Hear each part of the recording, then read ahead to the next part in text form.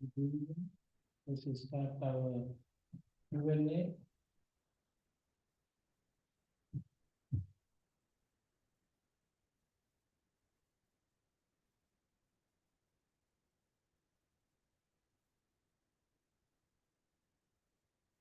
What can we do with physical pain?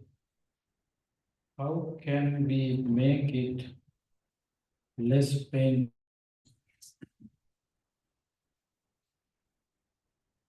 What can we do with physical pain? Take a timer.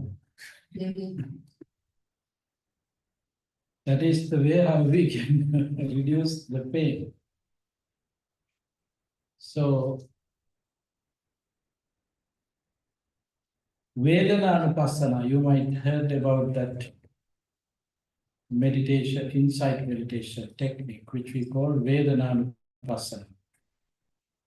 You are paying full attention on your bodily pain.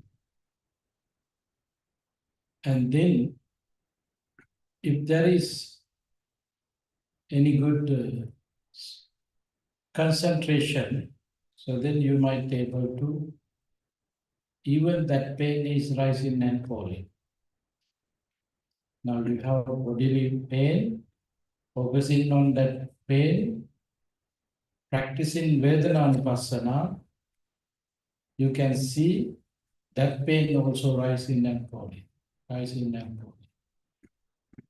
So, through this practice, yes, of course, you can reduce your pain. It means you are able to focus on the reality. It is also rising and falling, that is the reality. Now you are paying attention for different things. So your pain is going away.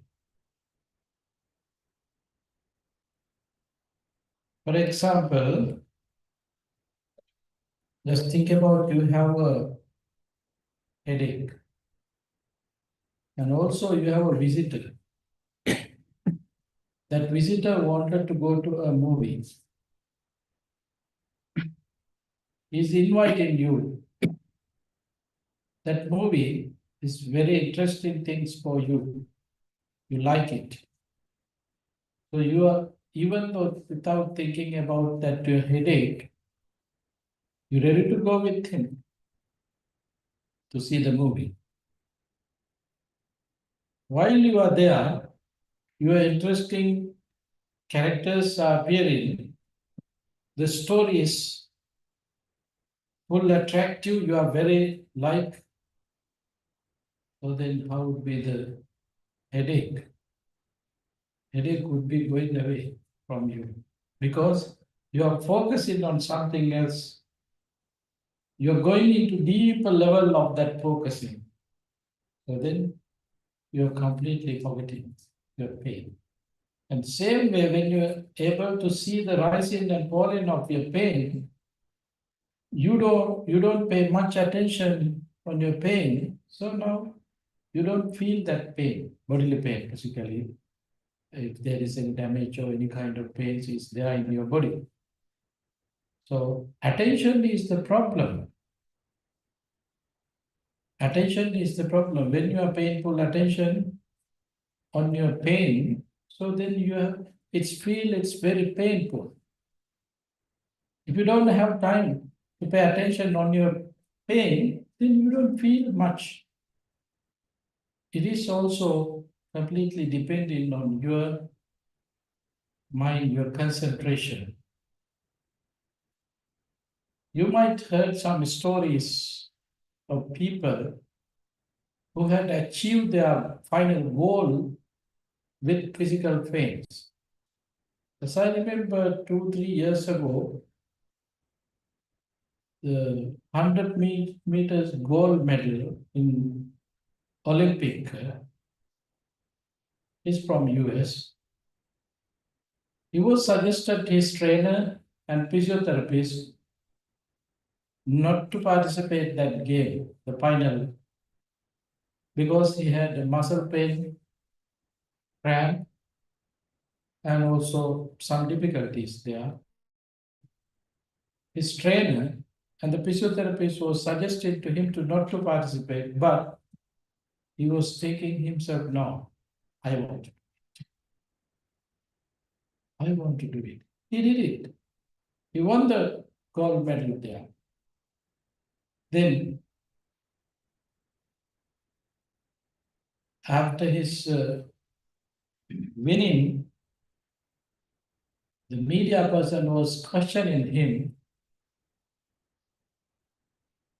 Even though your trainer, as well as your physiotherapy, was suggesting to you to not to participate, you did it and then you won. What is the secret? Then overall, we can come to conclusion. He said, this is my mind power. That's why in Dhammapada, the persistence says, mind is the leader, mind is the forerunner. When you're able to develop your mindfulness concentration, so then your attention losing regarding that pain. You are not paying much attention there, so then you can manage your pain. There are people, even bypass surgery, who don't like to take pain medication. There are people. What kind of things they have? They have powerful mind. Using their mind power, they are able to control their bodily pain. So, yes, paying full attention on your pain and then seeing the reality of that pain, you can manage your pain. If you have unnecessary fear there, then pain might be very difficult there, very high level. When someone asking what is the number of that, then you're ready to say over 10. They're asking less than 1 to 10, but you're ready to say over 10 because your mind is not settled there. You have a lot of fear there. That's why you have that painful situation. So paying attention on your pain, you can see rising and falling. Then the bodily pain will decrease according to your concentration level. There's no any other magic. Very simple, that magic. You are not paying much attention, therefore you pain. That's the secret. Okay. Who is decide what to do? What is that who? What is who that journey into the next life? Carry into the next life. Who is the creation of elements, for elements, creation of aggregates, creation of bases, creation of concept. Who is conventionally existing, not absolutely. Not absolutely. Conventionally existing. There's energy. That energy appears with the help of these aggregates, bases, and elements. So that is who. So then who is doing? He is doing. Who? 4 elements, 5 aggregates, 6 bases. All these combinations doing that things. It's happening with the help of these combinations. Then who is carrying to next? These energies, elements carrying to next. That's why in this moment we have a label. That label is not existing. It does not mean these co-elements are not existing. Co-elements are there, but that label is not existing. For example, take your car, wheels, chassis, body, seats, wires, engines. All these are the parts of your car. Getting together all these parts, then it is becoming drivable. You can drive. That is the name that we can use there. This is my car. What is car? Is this wheel? Is this seats, engine, wires, plastics? No. Combination, all these, through this combination, collecting all these together. So then we have a label. Oh, this is car. This is my car. I want to sell it to you. Pay for me, then it will become your car. All these are conventional. Conventionally, we can accept there is a car, but absolutely, body parts are there regarding elements. At the end, you can see the elements, and then concept created by us. So these energies are the things that which carry the next step. Then you can turn that car into different things. Four-wheel can become two-wheel.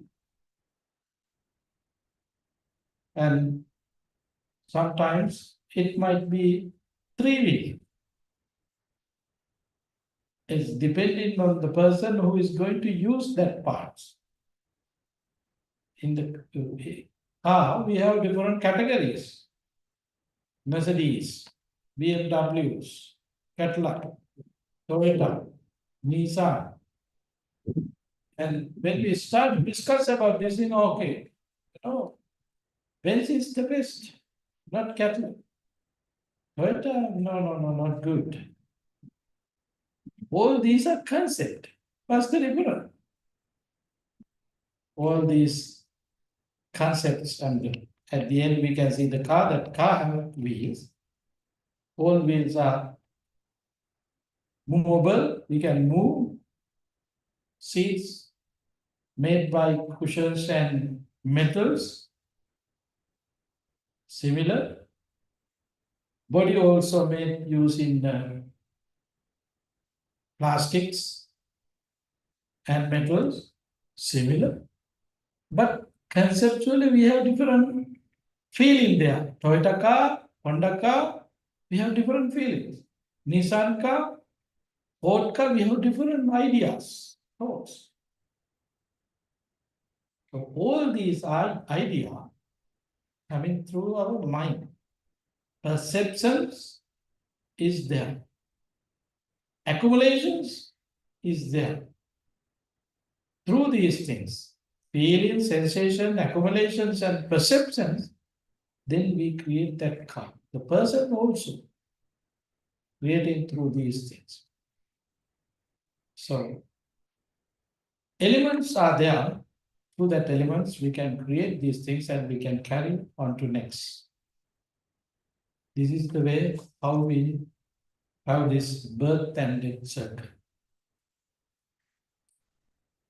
The birth and death circle mainly happening because of karma or elements. Or elements and karma. These two things are the creator of these birth and death circle. You can see human beings, living beings, animals. All these beings are the creations of four elements and karma. Karma means directly connected with non-physical part, which we call the mind. So to break this circle, What is the solution? We have to develop the mind. There is a still sign in Dhammapada, Achirang Vatayang Kayo, Pataving Adisesati, Chuddho Apeta Vinyano Nirattang Kaligdaran. In short time, this body will become a useless log when the mind departed from the body. Then what is the meaning of that mind departing from the body? So then what is the nature of that mind? Mind is full of ignorance, desire, hatred, and everything. These are common. So energy is there. What is the energy there? Collectivity, accumulation, attractions. All these are the energy there. So then, because of that nature, that reality, then it's ready to create another life, another body. It's completely depending on the karma. This huge subject, very difficult to understand. Even myself, I can explain using my knowledge, not realization. I'm not realized yet this truth. If I realize this truth, I may not be here to discuss this kind of foolish things. But this is very huge and very subtle. Very important question. The questions in here. We can discuss whole teachings of the Buddha regarding this question. That much deepness is there. This is the meaning of existence. As I mentioned previously, karma vipaka vattante, as a result of karma that we accumulated, we born to this world. Vipaka karma sambhava, now what we are doing, we accumulated more karma. So that energy, the karma, I like to use the word energy, but it is not correct. Because energy you can measure, but karma no one can measure, basically. But power of that karma carrying on to next. Each and every moment we are changing, rising and falling, rising and falling. Continuation is there. But one day, when the mind departed from the body, that would be the time that we are considering he dead, kick the bucket. That would be the time. So then, that mind, the consciousness departed with lust, hatred, ignorance, desire, and all unwholesome thoughts. Hindrances are there, tendencies are there, influx are there. All these unwholesome roots are there. Therefore, there is a nature. What is that nature? Nature is accumulate. Accumulation is the nature there. So therefore, it's ready to take a connection with another physical form. Or sometimes it might be able to stay itself. There are forms less life in some regarding some Brahma world. It's depending on their mental development. But generally, when as a mundane person who did not develop mind anyway, when they finish this body, then with the power of that karma, connecting with another four elements, there would be another life. This is the way how it's happening. It's very vast subject. Don't think too much. Make it very simple. But at work, people who work hard are generous, are often just given more work until we burn out. It's good. Colleagues may love us as we take over their work, but we often create harm for ourselves. If we say no, these same colleagues become angry. Any advice? Yes. When we become very generous, there would be some people who try to use us. That reality is there in this mundane world. There are people who want to use us. That is true. They're very happy to work with us because they know our nature. We have to make boundaries ourselves. Otherwise, we might hurt ourselves. We have to make boundaries. Yes, of course, we can help them, but with the limitations.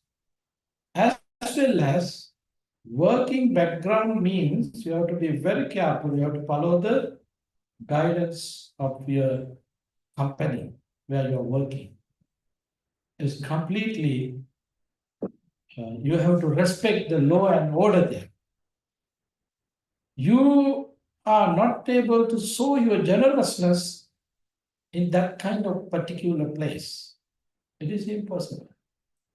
It is dangerous because that work environment would be very different. They don't know any Dharma. It doesn't matter for us. But we have to make boundaries and limits as mundane person. We have to think about our tolerance, how much we can bear it, how much capacity I have now. You have to be aware. The Bodhisattva, the becoming Buddha, named Bodhisattva in previous his lives. So he had been sacrificing his life, taking these opportunities. But who can do that? If you have that much energy and effort, yes, that is okay. But if you don't have, you have to stay with that limits, that capacity. So that is the best way. You don't want to create angry people there. That's why you have to maintain your limits there, boundaries there. Be friendly with everybody. Help according to your capacity. Try to finish your own duties and responsibilities in the highest level. This is the best way that we have to be there.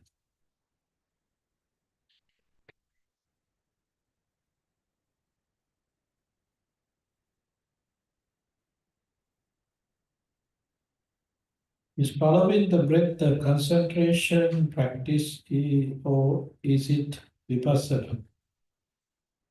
Breath meditation you can practice in both ways, vipassana as well as samatha. If you are just paying attention on the breath, rising and falling, so that is samatha practice still. But if you are practicing impermanence of that breath, the breath is changing, where eye is touching, even that place is changing. How you recognize your breath through your consciousness, that consciousness also changing. Then when you're able to focus on all these changes, then you can practice vipassana. Otherwise, paying just attention on your inhalation and exhalation, then you practice samatha, concentration, meditation. Concentration meditation is the greatest meditation technique. Our Sakyamuni Gautama Buddha attained enlightenment while he was practicing breathing meditation. There was discussions, some group of monks having some kind of casual discussions with the Buddha, and then asked, Venerable Sir, when you are free, when you are doing nothing, what you are doing? I'm looking at my breath. That was the answer given by the Buddha. It means to enjoy his enlightenment, the Buddha's enlightenment, what he used? He used breathing meditation to enjoy his enlightenment. It means look like the Buddha had been using breathing meditation as a technique to enjoy his enlightenment. And he attained enlightenment while he was practicing breathing meditation. So therefore it is considering as a great meditation technique.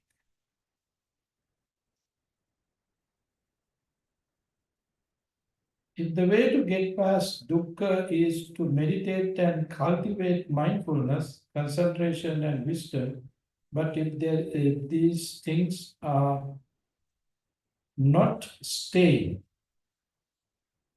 they are impermanent. And if these are no self, then for what are we meditating?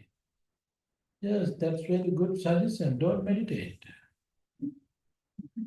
There is nothing existing. Everything is impermanent. So then why we are meditating? even that development might lose it. Everything is impermanent. That is the misunderstanding part of impermanent.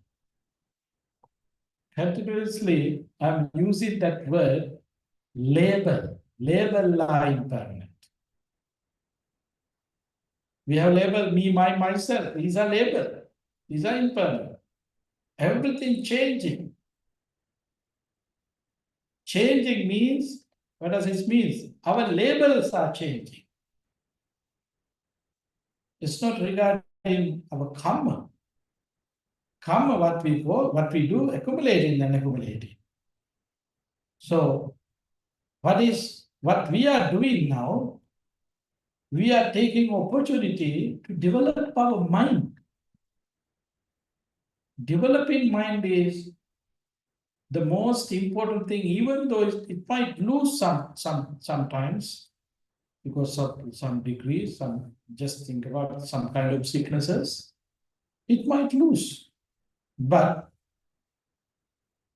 when you create that wholesome karma will support you anyway, even though you lose your mindfulness, that wholesome karma will support you there. For example, you might have some experience when you come to this place to meditate. It is easier than practicing meditation in your home. Why? This place is full of energy, positive energy. You can't measure that energy. Very supportive, positive energy is there. That's why you can practice meditation peacefully, happily there. So that energy is unmeasurable. There's no way to measure. So same way, when we develop our wholesomeness, that belongs to us, none of others. It's not belongs to anybody else. Just for you. Your cultivations, just for you. So then, it doesn't matter even not able to attain enlightenment and establish your mindfulness in this very life. But when you start to practice anyway, in next time, then right away, you can connect with that. I have met some people, very interesting things. I was in Ohio. I met a white lady who is teaching in Dhamma school. It was kind of a surprise for me because we know they don't have any opportunity while they were kids to learn Buddhism. But somehow this lady was teaching there in Dhamma school for kids. I was very curious and then I wanted to ask from her, How do you know? How do you get chance to learn Buddhism? There was a wonderful story in her life. While she was in high school, she was studying geography, national geography. So then she had seen a picture of Buddha statue in her geography book. Seeing that picture, she didn't know why. She wanted to learn something about that statue and that particularly that person. Because with that picture, there might be the word the Buddha, or some words would be there somehow. She wanted to learn something about the Buddha. Because of that curiosity, she started to find something about the Buddha. So then finally, she had become Buddhist practitioner. And then when I met her 35 years over in her practice, then she said, it's looked like in my whole life I was practicing teachings of the Buddha. See, just one picture was enough there to change her system completely. There was another interesting thing. I was visiting Malaysia. The monk, the high priest of that temple, was arranging a city tour for me. And then I was hoping to have some kind of Malay person. But somehow, when I get in ready to going to city tour, I met a white Canadian man. Then, while we were on that tour, I was very curious about this guy. Then I asked, the way how you became Buddhist practitioner. Then he said, we had enough time because while we were in the tour, he said, one thing, it is very interesting. What happened to him? He was in seminary to become a Christian priest. While he was in seminary in his second year, there was a lecture regarding Eastern philosophy. He was very interested to learn Eastern philosophy. Very attractive. He was very interested there. He had a girlfriend. Her father was a librarian. So then while he was meeting there in their family, he was questioning how we can learn, what kind of books that we're supposed to read to learn Eastern philosophy. So as a librarian, he might have some ideas, and then he was suggesting to read Bhagavad Gita, one of the famous Hindu book, and some other books. While he was starting to read these things, he was very happy to learn more. But he was not satisfied with those teachings. He wanted to learn more things. So then instead of studying in seminary, what happened? He went to London. What is the purpose? Going into London, he wanted to search more things about Eastern philosophy. Then he went to London Library and some other places. He had met some other scholars there. Then they started to discuss. Then finally, they suggested him, okay, it's looked like you are very eager to learn Eastern culture. Somebody had mentioned, okay, better you go Indonesia. It might be the suggestions of that person that he knew about Indonesia because of whatever reason. But somehow he went to Indonesia. He went to Indonesia, he met Mahayana Buddhist monk, not Theravada, Mahayana Buddhist monk. He started to study Mahayana Buddhism there, but he was not quite sure about his feelings. He wanted to, he's asking himself something different, not this Mahayana Zen things. So then that Mahayana monk that suggested, okay, in Malaysia, there is a monk, very famous, world famous monk was there, Bhante Sri Dhammananda. Then that Mahayana monk was suggested to him, okay, you go there, meet him. So finally, he went to Malaysia. And then he started to study under guidance of that venerable. That Bhante passed away almost 10, 15 years, 10, 20 years ago. He was with Bhante Ji, more than 10 years in Malaysia. So then, after his death, this person became a teacher of that center to continue that Bhante's classes. So see what is happening with these studies and developments. Continuation would be there with the influence of your wholesome accumulations. So, but we can't say exactly what is the secret there, what is the science behind that. So, when we are accumulating wholesome thoughts and developing our mind, there is opportunity, there would be opportunity to continue that practice through these incidents that we can recognize it. So that's why we need to continue it. We don't want to depend on this moment. We don't want to depend on next moment either. Just practice.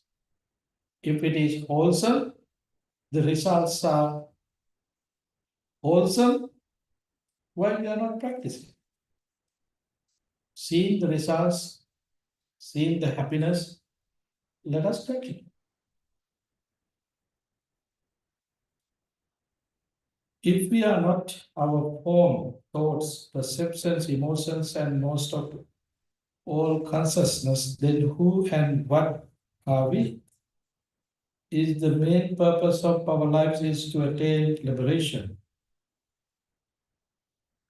This form is not me, myself. This using this form, you can't make label there. That label is not correct, not right, not truth, according to the absolute truth. But for now, this body is me. Don't touch. This is my body. Okay? Even I can go to court saying, this is my body. No one going against it. That is conventional. So while we are living in the society, we have to connect with this conventional truth. Otherwise, we are really in trouble. We are really in trouble. So that's why we have responsibility to take care of this body. Your weight is gained, so you have to do exercise. Who is doing exercise there? Who is reducing their meals? If there is no one, if there is no me, there is no I, so then who is going to take care of that body?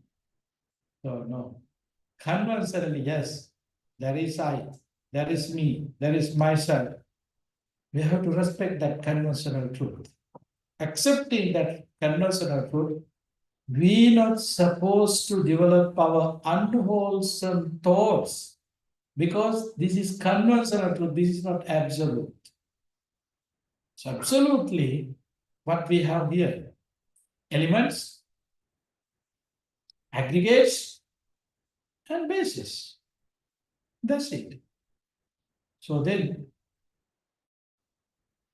we have concept, me, myself, that concepts are the results of our consciousness, our mind.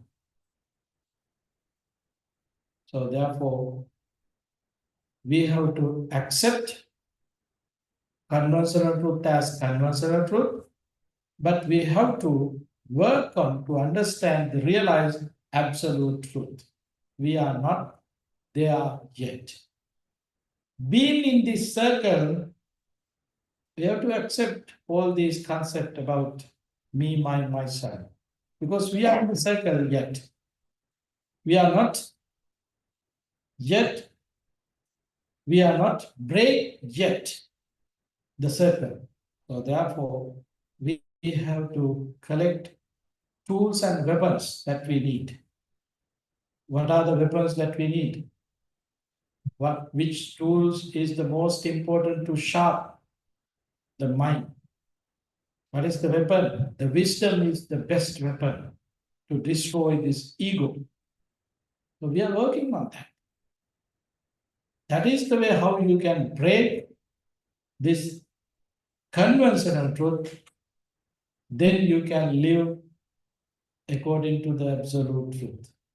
Absolute truth is the universal, that is the truth.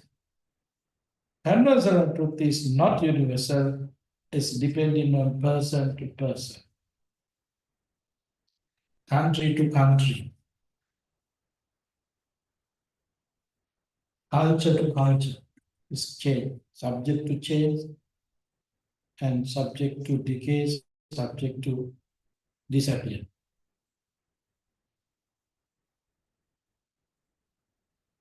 Can you share thoughts about consuming news and entertainment when we leave the retreat? My thoughts. News. For what? News for what? We have to be very careful. We have to take news to develop our awareness. For our awareness, what is happening? For example, while you are driving, if there is news regarding the wildfire, so now you know that, then you can avoid that road. It's happening because of your understanding, awareness. You know there is something happening, therefore you can avoid it. To reduce your danger, we are in danger. To reduce your danger, you need news. Tomorrow I have to fly to Asia. So still I'm collecting information what is happening in Iran and Qatar. I'm looking whether they are going to launch a missile or not. I want to confirm it before I fly. Otherwise, while I was in the flight, when missile is coming towards there, is there any way that you can, I mean, that missile can avoid me? I can't do that. Even the flight, even the pilot can't do that. Therefore, we need news. For what? To develop our awareness for our own protections. In this purpose, if you can take news that is harmless, there will be some kind of harm connecting with this mundane world because we don't have much happy news there. Always killing, fighting, stealing, and also about some kind of bad news regarding some persons, people's personal things. These are the news normally we can see there. But for our understanding and for our awareness, we need some news. What is happening? But when you get rid of these situations, you don't need any news. Until that, while you are living in this lay life as a layperson, be aware what is happening there. Entertainment. Entertainment completely depending on the person's development, your mind development. Your mind development. Entertainment completely depending on your mind development. Why I say so? Because I know some people like this thing, some people like that things. Their interests are different. How? According to their mentality, mental development.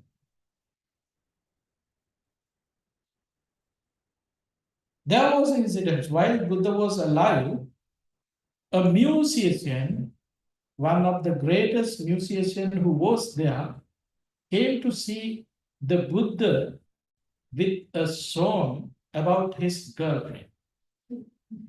It's completely about love, that song was. So then he got permission from the Buddha to play and sing that song in front of the Buddha. The Buddha gave permission. Using his musical instrument, he was singing that song. Buddha was very quiet, respecting him. He was listening there. After finishing, the Buddha gave him a feedback. Oh, yes, excellent words. Meaning, and the words are matching very well as well as your music. You are a really skillful person. You can play as well as you can sing. Buddha was appreciating the Buddha's level was different.